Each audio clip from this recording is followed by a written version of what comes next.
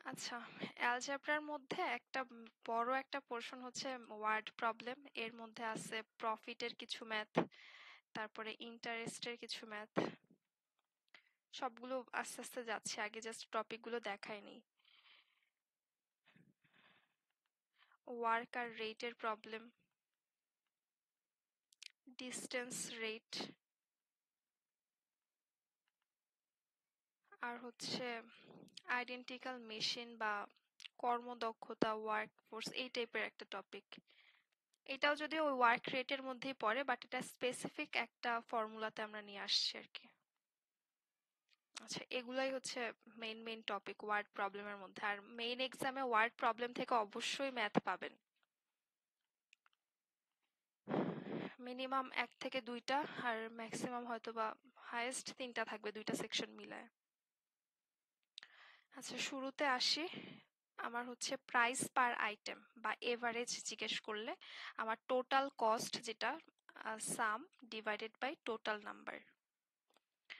আর profit সমান সমান আমরা বলতে পারি টোটাল রেভিনিউ অথবা টোটাল যে সেলটা, এটা থেকে আমি টোটাল কস্ট বাদ দিচ্ছি। কস্টের মধ্যে আবার দুইটা ভাগ আছে, একটা ফিক্সড কস্ট আর একটা ভেরিয়েবল কস্ট। ফিক্সড কস্ট বলতে বোঝাচ্ছে সাপোজ আমার টোটাল স্যালারি, মাসে হচ্ছে আমি 30,000 টাকা স্যালারি পাচ্ছি, আর বোনাস পাচ্ছি হচ্ছে প্রতিদিন 500 করে। যদি আমার টার্গেট ফিল আপ হয় তাহলে আমি পার ডে 500 করে পাচ্ছি।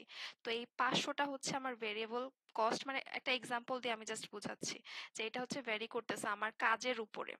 আর ফিক্স যেটা, সেটা সবসময় থাকবে। এরকম কিছু ম্যাথ পাবেন যে আপনার ফিক্সড খরচ ছিল হচ্ছে এত, আর ভেরিয়েবল ছিল হচ্ছে একটা রেট দেয়া আছে, ওইখান থেকে আমার কত ঘন্টা কাজ করছে বা কিছু একটা বলে দিবে, এত আওয়ার কাজ করছে বা এত আওয়ার জিনিসটা হয়েছে, ওই বেসিসে আমি ভেরিয়েবল কস্ট বের করব। আচ্ছা, এবার আসি হচ্ছে সিম্পল ইন্টারেস্ট যেটা, এটার ফর্মুলাটা হচ্ছে এনপিআর।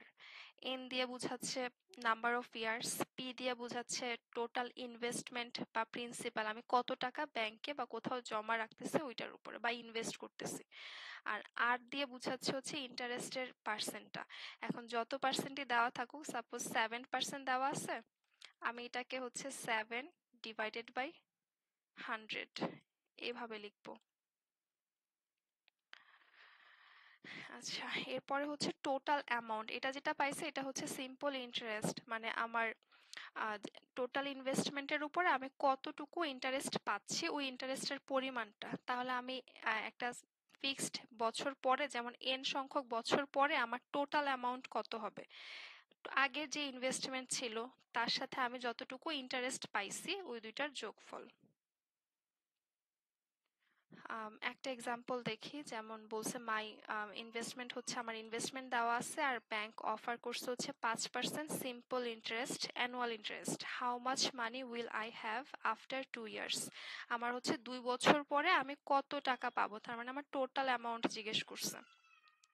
আমি ইন্টারেস্ট দেখতেছি 2 মানে বছর যেহেতু দুইটা ছিল, আর ইনভেস্টমেন্ট ছিল হচ্ছে 1,000, আর আর আর কে হচ্ছে আমরা ডিভাইডেড বাই 100 করে দিচ্ছি, যেহেতু এই পার্সেন্টেজ 5 ডিভাইডেড বাই 100, তাহলে আমার ভ্যালু আসতেছে হচ্ছে 100। আমার ইন্টারেস্টের পরিমাণটা হচ্ছে 100। আমার 1-2 বছর পরে আমার অ্যামাউন্ট হবে হচ্ছে, যেটা আমার বেসিক ছিল, মানে ইনভেস্টমেন্ট 1,000, আর আমি 2 বছরে যে ইন্টারেস্টটা পাচ্ছি 100, তার মানে 1,100। আর এবার হচ্ছে কম্পাউন্ড ইন্টারেস্ট। বেশিরভাগ ম্যাথই পাবেন হচ্ছে সিম্পল ইন্টারেস্ট দিয়ে, কম্পাউন্ডে মোটামুটি কম। এটাকে আমরা ফিউচার ভ্যালু দিয়ে ডিনোট করতে পারি, বা এই যে টোটাল অ্যামাউন্ট যেটা এর আগে করছি, এটাকে আমরা ফিউচার ভ্যালু দিয়ে ডিনোট করতে পারি। আর যে ইনভেস্টমেন্ট বা প্রিন্সিপাল যেটা, এটাকে আমরা প্রেজেন্ট ভ্যালু মেনশন করতে পারি। তো কম্পাউন্ড ইন্টারেস্টে হচ্ছে এটাকে ফিউচার ভ্যালু আর প্রেজেন্ট ভ্যালু দিয়ে ডিনোট করছে। Future value is equal to present value into 1 plus I to the power N. F হচ্ছে ফিউচার ভ্যালু, বা আমার ইন্টারেস্টের যে একটা বছর দেওয়া আছে ওই বছর পরে আমার টোটাল অ্যামাউন্টটা কত। আর প্রেজেন্ট ভ্যালু হচ্ছে পিভি বা ইনভেস্টমেন্ট বা প্রিন্সিপাল, আর আই হচ্ছে ইন্টারেস্ট রেট, যেটা চাইলে আর দিয়েও ডিনোট করা যায়, আর এন টু হচ্ছে বছর। আচ্ছা, একটা প্রবলেম দেখি। এখানে হচ্ছে আমার টোটাল যেই অ্যামাউন্টটা প্রিন্সিপাল দেওয়া আছে, এন দেওয়া আছে, আর আই অথবা আর দেওয়া আছে, আমরা জাস্ট বেসিক ফর্মুলাতে ফেলে ম্যাথটা বের করছি, অ্যান্সার বের করছি। আর এখানে কম্পাউন্ড ইন্টারেস্টটা এখানে বলে দিবে যে কম্পাউন্ডেড ইয়ারলি বা অ্যানুয়ালি, এরকম একটা কিছু মেনশন করে দিবে, তখন বুঝবো যে এটা আমার প্রতি বছরে কম্পাউন্ড হচ্ছে। আর এখানে হচ্ছে $3000, 5 ইয়ার্স, 11%, সেম ফর্মুলাতে ফেলে দিলাম। আর এখানে এটা আমি প্রথমে একটু ভেঙে লিখছি 6/100, বাট আপনারা যখন করবেন তখন 6% দেখেই হচ্ছে 1.06 এরকম লিখবেন, অথবা 11%, দ্যাট মিনস 1.11, 1.11 এরকম ডিরেক্ট লিখে ফেলবেন। শুরুতে যেহেতু আজকে বেসিক থেকে বুঝাচ্ছি এর জন্য ভেঙে লিখছি। আচ্ছা, এটাতে আসি। এটাতে হচ্ছে যে আমার প্রতি বছরে একবার কম্পাউন্ড না হয়ে যদি অ্যানুয়ালি দুইবার হয়, মানে সেমি অ্যানুয়ালি হয় অথবা কোয়ার্টারলি হয়, সেই ক্ষেত্রে হচ্ছে আমার ফর্মুলাটা যে আই যেটা থাকবে, এটাকে আমি 100 দিয়ে তো করবই, ভাগ দিবই, তার সাথে হচ্ছে যে আমার কতবার কম্পাউন্ড হচ্ছে সেটা দিয়েও ভাগ দিব। যেমন সেমি অ্যানুয়ালি বলতে হচ্ছে আমার বছরে দুইবার কম্পাউন্ড হচ্ছে, দ্যাট মিনস আমি 2 দিয়ে ভাগ দিব। আবার কোয়ার্টারলি বলতে হচ্ছে আমার 4বার কম্পাউন্ড হচ্ছে, তখন আমি 4 দিয়ে ভাগ দিব, আর পাওয়ারে এসে যাবে হচ্ছে m ইন্টু n। আমার পার্সেন্ট ইনভেস্টমেন্ট দেওয়া আছে, ইন্টারেস্ট রেট দেওয়া, আর এভরি 4 মান্থ, যদি 4 মাস পর পর কম্পাউন্ড হয় সেক্ষেত্রে আমার m এর ভ্যালুটা কত হবে, কেউ একজন বলেন তো? 3. হ্যাঁ, মানে টোটাল 12 মাসে আমার হচ্ছে 3বার কম্পাউন্ড হবে, আর টোটাল ইয়ার হচ্ছে 6। তাহলে আগের মতো 360 ইন্টু 1 ইন্টু, এটা অনেক ভেঙে করছি কিন্তু আপনারা এত ভেঙে করার দরকার নেই, ডিরেক্ট করবেন যে 9%, এটাকে হচ্ছে 100 দিয়ে ভাগ, আর 0.09, আবার এটাকে 3 দিয়ে ভাগ, দ্যাট মিনস 1.03। আর এখানে হচ্ছে আমার ইয়ার ছিল 6 ইয়ার্স, আর কম্পাউন্ড 4 মান্থ পর পর যেহেতু হচ্ছে, তার মানে বছরে 3বার কম্পাউন্ড হচ্ছে, দ্যাট মিনস 18। আর এটা হচ্ছে কোয়ার্টারলি দেওয়া, যেহেতু 4বার হয় তার মানে 4 মাস পর পর হয়, 4 মাস পর পর না, ঠিক এটাকে বলেই দিছে কোয়ার্টারলি, মানে বছরে 4বার হচ্ছে, মাসের হিসাব দেয়নি। তাহলে হচ্ছে 4 × 4, আর এদিকে interest rate divided by 100 into ওই এম এর ভ্যালুটা। এটা হচ্ছে এভরি মান্থ, প্রতি মাসে একবার ইন্টারেস্ট কম্পাউন্ড হয়, দ্যাট মিনস এম এর ভ্যালু 12। আচ্ছা, ইন্টারেস্টের এই পর্যন্ত তো সবাই বুঝতে পারছেন, তাই না?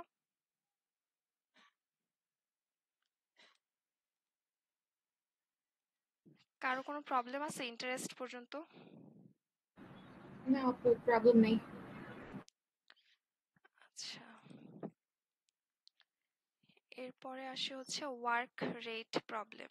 ওয়ার্ক রেটের একটাই বেসিক মেইন ফর্মুলা হচ্ছে এটাই, W is equal to R T, work সমান সমান রেট ইন্টু টাইম। এখন যদি আমি বলি যে সে হচ্ছে 100টা কাজ 2 দিনে করতে পারে, তখন রেট হচ্ছে কাজ ডিভাইডেড বাই কত দিনে করতে পারে, 100 ইন্টু ডিভাইডেড বাই 2। আর টি এর ভ্যালুটা আমার মিনিটে হইতে পারে, সেকেন্ডে হইতে পারে, যে কোনো কিছু হইতে পারে, সময় হইলেই হয়েছে।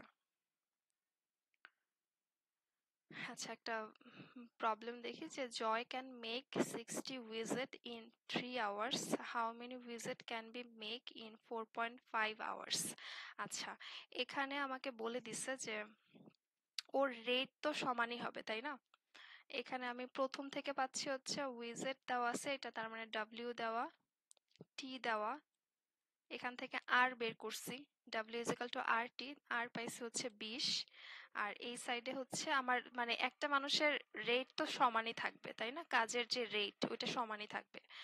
আম, আর এখানে পরে হচ্ছে আমাকে বলে দিছে সময় দেওয়া আছে, আর ইয়া দেওয়া ছিল, আমাকে কাজের ইয়া বের করতে বলছে, তার মানে 20 ইন্টু 4.5, তাহলে সে হচ্ছে 90টা উইজেট বানাইতে পারবে 4.5 ঘন্টায়। আচ্ছা, এটা একটু মাথায় রাখবেন, এটা মোটামুটি কাজে আসে। যদি আমাকে বলে এই ধরনের ম্যাথ ম্যানহাটনও পাবেন, কেএমএফও পাবেন। যদি বলে যে কোনো একটা মানে একজন ব্যক্তি টি সময়ে হচ্ছে একটা কাজ করে এন্ড সেই কাজটা অন্য আরেকজন ব্যক্তি যাকে আমরা বি দিয়ে ডিনোট করছি সে যদি টি2 সময়ে করে মানে আরেকটা ভিন্ন সময় করে, তাহলে দুইজন একসাথে কাজটা কত সময় করতে পারবে।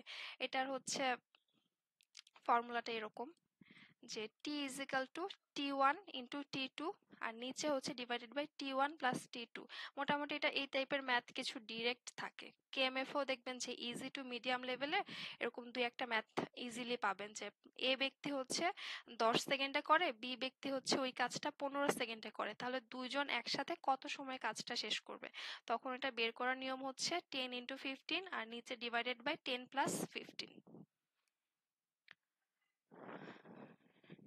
এটা অনেক কিছু ধরে করে যে একই কাজ মানে কাজের সংখ্যা 1 ধরে বিভিন্ন ক্যালকুলেশন করে, ওইভাবে দরকার নেই, ডিরেক্ট আপনি এই ফর্মুলাতে অ্যাপ্লাই করে মান বের করতে পারবেন। আচ্ছা, এটাতে এই পর্যন্ত সবার ক্লিয়ার? ওয়ার্ক রেটের যতগুলো আছে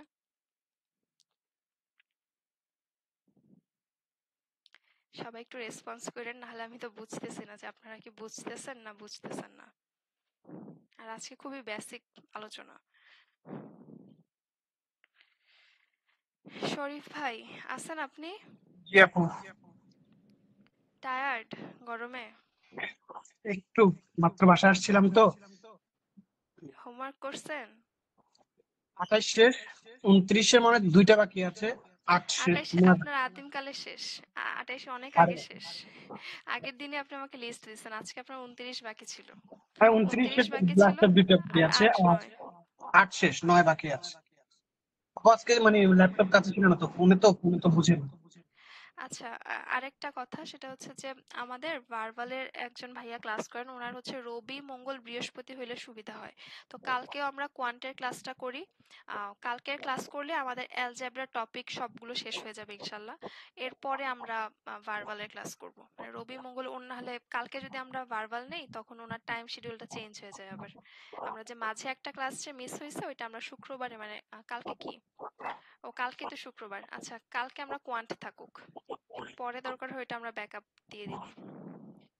ওকে আপু।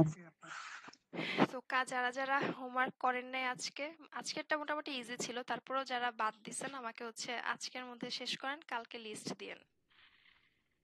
আমরা আজকে বেসিক এরটুকু দেখি, তারপরে ওয়ার্ক প্রবলেমের যতগুলো চ্যাপ্টার আছে ওগুলো দিয়ে দিব। আচ্ছা, ডিস্টেন্স রেট প্রবলেম, এটাতেও অলমোস্ট সেম ফর্মুলা যে distance D is equal to R T, distance সমান সমান রেট ইনটু টাইম। এর বাইরে মোটামুটি নাই। তো আমরা একটু প্রশ্নটা দেখি যে সারা কমপ্লিটেড 3 মাইল রেস।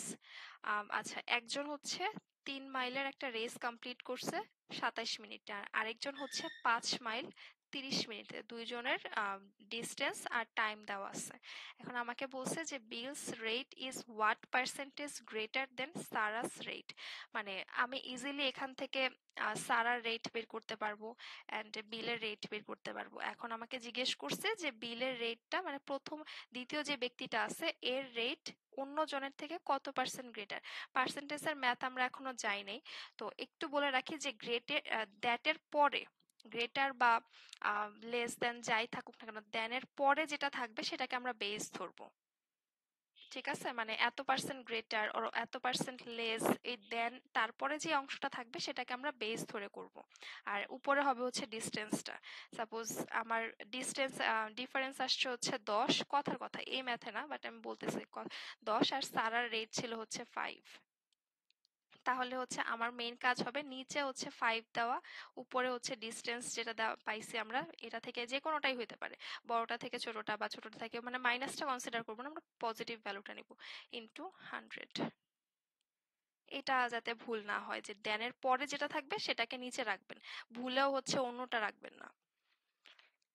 আচ্ছা, তাহলে আগে দেখি সারার রেট ছিল হচ্ছে d1 by D by T লিখছি আমি, ডি ছিল হচ্ছে 3 মাইল আর মিনিট ছিল হচ্ছে 27, তার মানে 1/9 এত মাইল পার মিনিট। আর বিলের রেট হচ্ছে ছিল 5 মাইল আর হচ্ছে টি তার মানে 1/6। এখন আমাকে হচ্ছে পার্সেন্টেজ প্রথমে বলছে যে সারার, তার মানে সারার যেটা পাইছে 1/9 এটা নিচে, আর এদের যে ডিফারেন্সটা এটার মধ্যে এই 1/6 হচ্ছে বড় সংখ্যা। এখান থেকে আমি 1/9 বাদ দিয়ে দিছি। আমি একটু ভেঙে করছি 1/6 মাইনাস 1/9 ইন্টু এটাকে আবার উল্টাই দিলে 9 ইন্টু 100। সো এখানে আমার অ্যান্সার আসছে হচ্ছে 50%। আর আরেকটু বোঝানোর জন্য হচ্ছে যে Sarah's rate is what percent less than Bill's rate. এই যে এখানে কিন্তু দেনের পরে হচ্ছে বিলের রেটটা, তার মানে আমি এখানে বসাবো বিলের যেটা পাইছি 1/6 এটা নিচে বসাবো। এর আগে বসেছিলাম হচ্ছে সারার রেটটা নিচে বসেছি 1/9, আর এখন হচ্ছে 1/6 নিচে বসাবো, আর উপরেরটা সেমই থাকবে। ডিফারেন্স চাইছে, পার্সেন্টেজ লেস, পার্সেন্টেজ গ্রেটার, এগুলো থাকা মানে ডিফারেন্স চাওয়া। ক্যালকুলেশন করে হচ্ছে 33 পয়েন্ট সামথিং। আচ্ছা, আর আরেকটা ইয়া আছে, এটা একটু ভিন্ন কেসে। আর রাউন্ড ট্রিপের ক্ষেত্রে মানে একজন ব্যক্তি যদি এ থেকে বি তে যায় আবার বি থেকে এ তে আসে, তখন হচ্ছে তাদের ডিস্টেন্সটা সেম হচ্ছে, কারণ সে প্রথমে যে দূরত্ব অতিক্রম করতেছে পরেও হচ্ছে সেই সেম দূরত্ব হচ্ছে যাচ্ছে। দ্যাটস ওয়াই তাদের ডিস্টেন্সটা সেম। তো এই ধরনের ম্যাথের একটা স্পেশাল ফর্মুলা আছে, যে আমি এ থেকে বি তে যদি ইউ স্পিডে যাই আর বি থেকে এ তে যদি হচ্ছে এফ স্পিডে আসি, সেক্ষেত্রে আমার এভারেজ স্পিড হবে হচ্ছে 2uv divided by U plus V. এটাও মোটামুটি কাজে লাগে। দেখবেন যে প্রথমে তার ইয়া দেওয়া আছে, ভেলোসিটি দেওয়া আছে, তার যে স্পিড এটা দেওয়া আছে, সেকেন্ড ক্ষেত্রে তার স্পিড দেওয়া আছে, আমার টোটাল ট্রিপের মধ্যে এভারেজ স্পিড কত ছিল সেটা বের করতে বলবে, তখন হচ্ছে ডিরেক্ট ফর্মুলাতে করে ফেলবেন। ডিস্টেন্স সেম ধরে আবার ওই ফর্মুলাগুলো ডেরিভেটিভ করার চেয়ে এই ফর্মুলাতে ডিরেক্ট অ্যাপ্লাই করবেন, তাহলেই হবে। আচ্ছা, এবার আসি হচ্ছে আইডেন্টিক্যাল মেশিন যেটা। এখানে হচ্ছে জিনিসগুলো এরকম থাকে যে প্রথম ক্ষেত্রে আমার কতজন কাজ করতেছে, হতে পারে সেটা যে কোনো কিছু দিয়ে, কম্পিউটার হতে পারে যে কম্পিউটার এই কাজটা করতেছে অথবা মানুষ ওই কাজটা করতেছে, কতজন মেম্বার ছিল ইনটু টি যে সময়টা লাগছে, আর যে ঠিক কতগুলো কাজ করছে।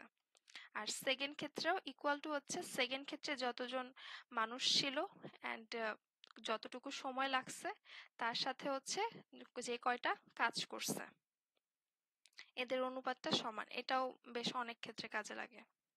মেইনলি এইটা, এইটা, আর আরেকটা যে দেখলাম এই যে এটা, এই তিনটা ফর্মুলাই বেশি লাগে। তো একটা ম্যাথ দেখি। এখানে আমাকে বলছে if 8 identical robot can produce 8 computer in 8 minute, তার মানে 8টা রোবট M1 এতগুলো কম্পিউটার, তার মানে এত প্রডিউস এই পরিমাণ কাজ করে এত সময়ে টি। তাহলে আমরা 8 ইন্টু প্রত্যেকটাই 8, তো আর না ভাবার দরকার নেই, 8 ইন্টু 8 ডিভাইডেড বাই 8। আর এই সাইডে হচ্ছে হাউ লং, তার মানে টি বের করতে বলছে, T2 বের করতে বলছে।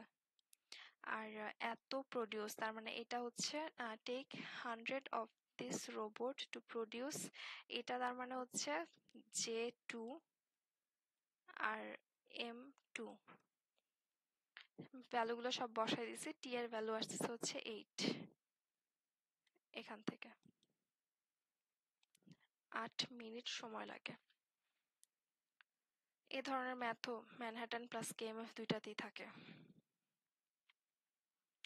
আচ্ছা, এটা দেখি। একটা ফ্যাক্টরিতে হচ্ছে 6 আইডেন্টিক্যাল মেশিন আছে।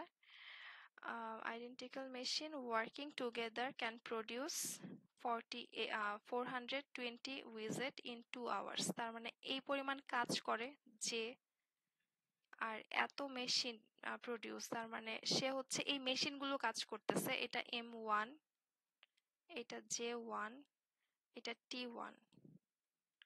আর how many more of this machine are needed to produce এত উইজেট, তার মানে এটা হচ্ছে J2, এটা T2। এখন আমাকে বের করতে বলছে হচ্ছে M1, how many more machine are needed. m2 এর ভ্যালুটা হচ্ছে আমরা 11 পাচ্ছি, অথবা এখানে অ্যান্সার হবে হচ্ছে এটা না, হাউ মেনি মোর, তার মানে 6টা ছিল, আমার আর দরকার হচ্ছে বাড়তি 5টা। আচ্ছা, এই ছিল হচ্ছে ওয়ার্ড প্রবলেমের মোটামুটি প্রবলেমগুলো। সবাই কি বুঝছেন? জি আপু। জি আপু। আচ্ছা, ইজি, কিন্তু ভুলটা কোথায় হয় জানেন? বেশিরভাগ ভুল, দাঁড়ান ওইটা আমি একটু, ম্যাথ আমার মনে নাই কত নাম্বার চ্যাপ্টার, বাট একদম ইজি লেভেলের, বাট ঝামেলাটা হয় হচ্ছে আমাকে বলে দিল, একটা সেকেন্ড জিহাটাতে জার্নি 10 কিলোমিটার পার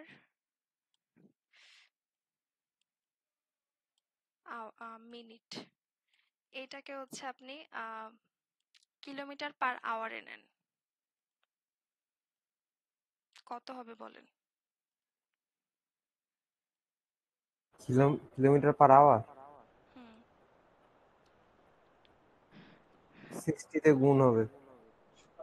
বাকিদের 10 কিলোমিটার পার মিনিট না, 1 মিনিটে 10 কিলোমিটার, তাহলে 60 মিনিটে যত কিলোমিটার হয়। না, গুণ হবে না ভাগ হবে সেটা বলেন।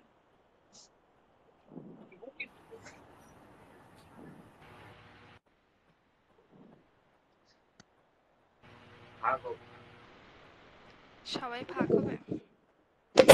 গুণ হবে আপু।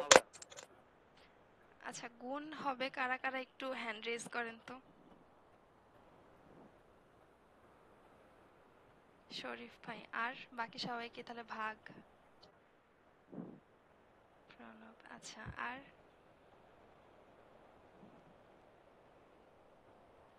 বাকি সবাই কি তাহলে ভাগে যাবেন?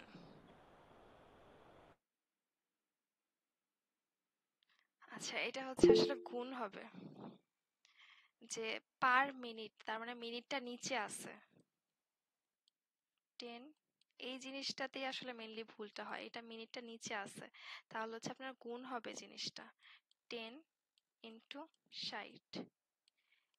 এতটুকু মাথায় রাখেন যে ছোট একটা ইয়া থেকে, মিনিট থেকে যখন আওয়ারে যাচ্ছেন তখন 60 দিয়ে আপনি গুণ, অবশ্যই পার মিনিট হইতে হবে, মানে পার মিনিট থেকে যখন হচ্ছে আপনি পার আওয়ারে যাচ্ছেন তখন আপনি 60 দিয়ে গুণ করবেন, এইটুকু একটা জিনিসই মাথায় রাখেন। তারপরে এটার বেসিসে বাকিগুলো করে ফেলবেন। যদি পার সেকেন্ড হয় আবু তাহলে কথা আটকে আসতেছে। 3600 দিয়ে। এখন বললাম যে যদি আপনার পার মিনিটে হয়, পার মিনিটে থাকে, পার মিনিট থেকে আপনি পার আওয়ারে যান তখন 60 দিয়ে গুণ, আর পার সেকেন্ড থেকে যদি পার আওয়ারে যান তখন 3600 দিয়ে গুণ। এইটুকু মাথায় রাখেন, তাহলে বাকিগুলো এমনি মনে থাকবে। মেনলি মিনিট থেকে আওয়ারে নিতে আমাদের সমস্যা হয় না, সমস্যা হয় যখন এই যে মাঝে যে পার থাকে, পার বলতে নিচে বুঝায়, এখানে মেনলি সমস্যাটা হয়। দেখবেন যে বেশিরভাগ ম্যাথগুলোতে এখানেই প্রবলেমটা লাগতেছে, এই যে এককগুলোকে একসাথে করার নিয়ে সমস্যা হচ্ছে। আচ্ছা, মোটামুটি ওয়ার্ড প্রবলেমের এটাই বেসিক, এইটুকু দিয়ে। আর এখনো কি কথায় প্রবলেম হচ্ছে, মানে সাউন্ডে প্রবলেম হচ্ছে? হ্যালো, না এখন আপু। ঠিক আছে, অনেকে প্রবলেম হয়েছিল। আচ্ছা, এখন আসি ম্যানহাটনের কোন কোন চ্যাপ্টারগুলো আমরা 8 আর 9 করা হয়েছে, এগুলো আশা করি আচ্ছা, ইনইকুয়ালিটিসের একটা জিনিস আপনাদেরকে দেখায় দেওয়া দরকার, এটা আমি ভুলে গেছি। সেটা হচ্ছে যে ধরেন আপনার -7, আপনাকে একটা ইয়া দিয়ে দিছে, হচ্ছে ডায়াগ্রাম দিয়ে দিছে -1, লাইনটা হচ্ছে এরকম, এই ভ্যালুটা, এইটুকু ভ্যালুকে আপনি কিভাবে শো করবেন, এটার একটা ফর্মুলা ছিল, আমরা ছোটবেলায়ও দেখছি। সেটা হচ্ছে যে হাইয়েস্ট ভ্যালু আর লোয়েস্ট ভ্যালু যেটা দেওয়া আছে সেটার মিডিয়ান ভ্যালু বের করবেন, মিডিয়ান বলে মিডল পয়েন্টটা বের করবেন। যেমন আমার -1 আর -7, তার মানে -1 -7 ডিভাইডেড বাই 2 ইকুয়াল টু আসতেছে -4। আপনার তখন ফর্মুলাটা হবে হচ্ছে এরকম।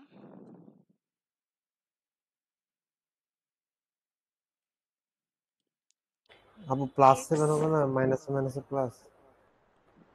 কেন -1 -7 মানে -8 ডিভাইডেড বাই 2। আপনার অঙ্ক করতে করতে মাথাটা নষ্ট হয়ে গেছে আপনার।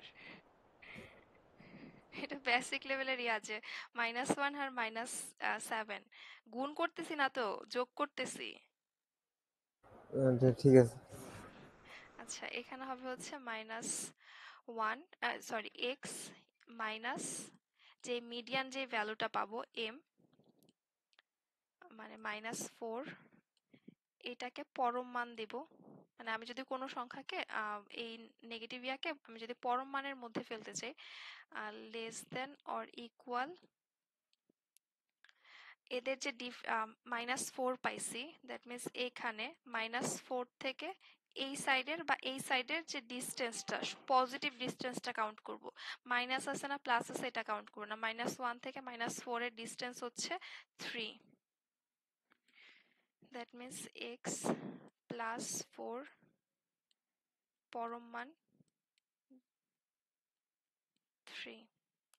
এই ইকুয়েশনটা হচ্ছে আমার এই রেখাটাকে ডিনোট করতেছে যে -7 থেকে -1। তাহলে শুরুতে কি করব যে আমি দুইটার যে মিনিমাম ভ্যালু আর ম্যাক্সিমাম ভ্যালু মানে হাইয়েস্ট ভ্যালু, এটা হচ্ছে হাইয়েস্ট ভ্যালু, এটা লোয়েস্ট ভ্যালু, এই দুইটার মিডল পয়েন্ট যে মিড পয়েন্টটা সেটা বের করব। এম বের করতেছি। তারপরে এম পজিটিভ নেগেটিভ যে কোনোটাই হইতে পারে, আমার এখানে নেগেটিভ আসছে, তো এক্স মাইনাস ওই মিড পয়েন্টটা লেস দেন অর ইকুয়াল, দুই সাইডে পরম মান হবে, এদের যে মিড পয়েন্ট থেকে আমার হাইয়েস্ট ভ্যালু বা লোয়েস্ট ভ্যালু যে ডিস্টেন্সটা সেটাকে লিখবো। এইটুকু দিয়ে হচ্ছে আমরা এটা কিছু ইনইকুয়ালিটিস এর ইয়াতে পাবেন 9 নাম্বার চ্যাপ্টারে, দুই একটাতে লাগতে পারে।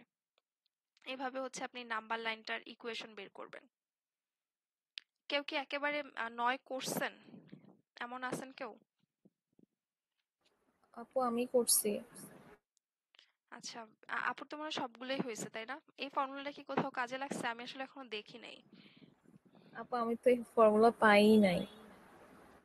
আপু আমিও 9 করছি, এই ফর্মুলা পাই নাই। আচ্ছা এটা কে তাহলে কেএমএফ এ আছে? কেএমএফ এ আছে এটা শিওর। কেএমএফ এ হচ্ছে আপনাকে ইকুয়েশন লাইন দিয়ে তারপরে বলবে যে এটা নিচের কোন মানে আমাকে লাইনটা দিয়ে দিচ্ছে নাম্বার লাইন দিয়ে বলবে যে নিচের কোন ইকুয়েশনটাকে প্রেজেন্ট করে। এটা একজনকে করালাম তো তখন আমার এই জিনিসটা মাথায় আসে, মানে আজকে করানোর আপু পরে আমার এটা খেয়াল হইলো। বলেন। মড দেওয়ার কারণ কি ইকুয়েশন? বুঝি নাই আরেকবার। ইকুয়েশনটায় মড দেওয়ার কারণ কি? মডুলাস। আমি হচ্ছে পরম মান দিয়ে মানে আমাকে এরকম বলেই দিবে যে নিচের কোনগুলোকে প্রেজেন্ট করে, আমি শুধুমাত্র ভ্যালুগুলোকে মানে কাইন্ড অফ জিনিসটা এমনই যে নাম্বার লাইনটাকে আমি যদি পরম মানে নিয়ে আসার চেষ্টা করি তাহলে আমার ইকুয়েশনটা কেমন হবে। নর্মালি তো আমি বলতেই পারতেছি যে আমার ভ্যালুটা যদি পরম মানে না আনি -7 এর থেকে বড় আর -1 এর চেয়ে হচ্ছে ছোট, এটা আমি তো এখান থেকেই পাচ্ছি। আর যদি ইনক্লুসিভ হয় তাহলে তো নিচে ইকুয়াল হচ্ছে, কিন্তু আমি যদি হচ্ছে পরম মানে নিয়ে আসতে চাই সেক্ষেত্রে আজকে একটা আপুকে করানোর পরে এই জিনিসটা আমার মাথায় আসলো যে এটা তো মনে হয় আপনাদেরকে জানাইনি আমি, যে একটা নাম্বার লাইন থেকে পরম মানে হচ্ছে এই পরম মানের ইকুয়েশন আপনারা কিভাবে যাবেন।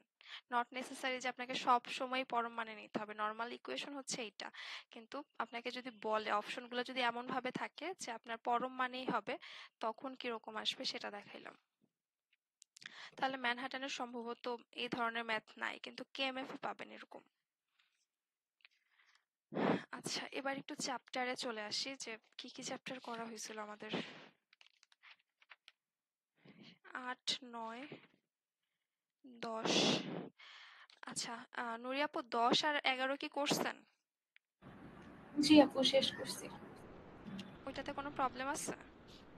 ওই যে কম্পাউন্ডের গুলার প্রবলেম ছিল, তো আজকে তো দেখাই দিছেন। এখন আর আচ্ছা ওইটা আর কি সবাইকে দেই নেই, কারণ ওটা তখন ওই 8 আর 9 করতেছিল। আচ্ছা যেগুলো করি নাই কালকে হচ্ছে সবগুলো অ্যালজেব্রা মোটামুটি সলিউশন করব, যারা কালকে বন্ধ আছে আজকে জেগে জেগে সব ম্যাথগুলো শেষ করবেন। 10 আর আচ্ছা 1 সেকেন্ড, আমাদের কোয়ান্টের যেটা ছিল একটু দেখেন তো, 11 নম্বর চ্যাপ্টার কি আমাদের অ্যারিথমেটিকে ছিল না? যদি অ্যারিথমেটিক হয় সেক্ষেত্রে আজকে এটা আমরা না এটা করব না, আমরা আগে অ্যালজেব্রা শেষ করি তারপরে। আর অ্যালজেব্রা অ্যারিথমেটিক অলমোস্ট সিমিলারই বলা যায়।